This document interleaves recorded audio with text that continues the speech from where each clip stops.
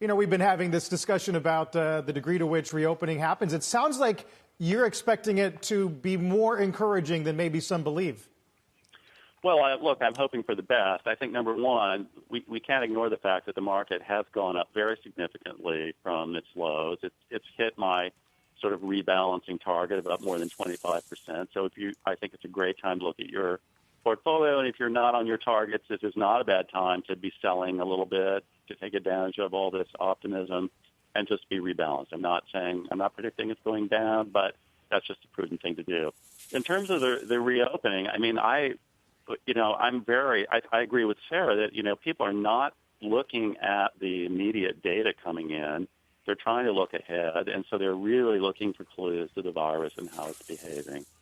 And I think what we may see in the U.S. is there are large chunks of this country where the impact has been relatively modest, and they may be able to open considerably without big infections. But there are other areas, starting in New York City, that are like the much more seriously hit countries. And I think, Cuomo has been probably very prudent in setting forth, pretty strict guidelines about when to reopen, and clearly New York isn't there yet. So we're going to have, an experiment going on over the next few weeks where we are seeing the range. We're seeing everything from the Sweden approach to something closer to, the Chinese approach.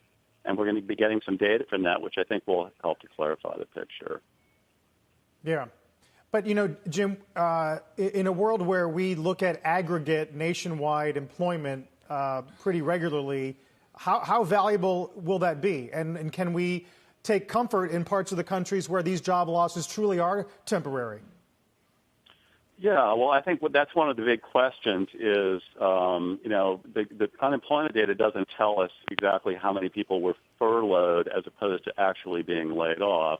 The furloughing idea meaning that they're going to get a job again as soon as the conditions warrant that. And I think the hope is that, a very high percentage of the furloughed people will get hired back. And I think that's why these unemployment numbers are very different from anything we've had in history before, because I can't recall a time when such a high percentage would have been characterized as furloughs. And it'll be very interesting to see regionally, and some of the states at reopening, how quickly these bounce back. And that data will give us a clue, I think, more broadly, as how much of these job losses are strictly temporary and how many are going to be longer term.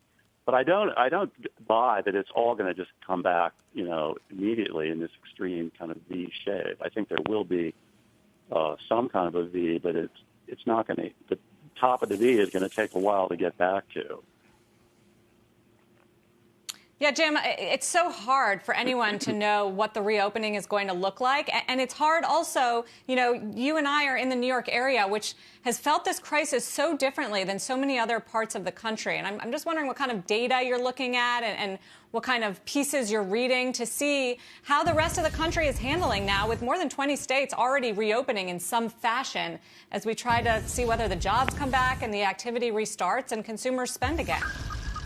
Well, first of all, as an investor, I don't think any of us should be guessing. And at least I talk to a lot of people who are just, they're clutching at something they've heard somewhere, and they're making these guesses about what the future holds. And I think we have to recognize that even a lot of experienced investors are not doctors, they're not immunologists, they're not epidemiologists. We just don't know.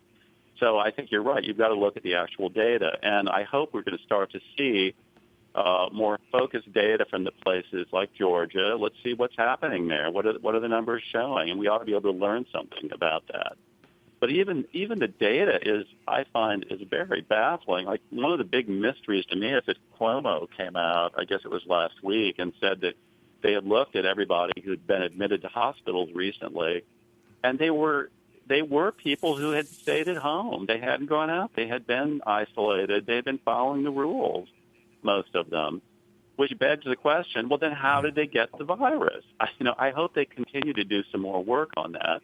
I was troubled by that disclosure because it makes it think that this thing is way more infectious than we realize. But again, I think you do have to look at it geographically. Montana is the polar opposite of New York in terms of the infections. But we're going to have some laboratories now. I think interesting things are happening in California, Texas. There are so many different varieties that we ought to be able to learn quite a bit from the data in the next few weeks and months. And then that aside, we also have to keep an eye on the medical advances. I mean, is there a cure? Is there a treatment? Is there going to be a vaccine? I mean, there is a lot happening on that front. The average person can't follow it all, doesn't have access to the data, but I think we have to be very alert to that. And I think there could be some good news.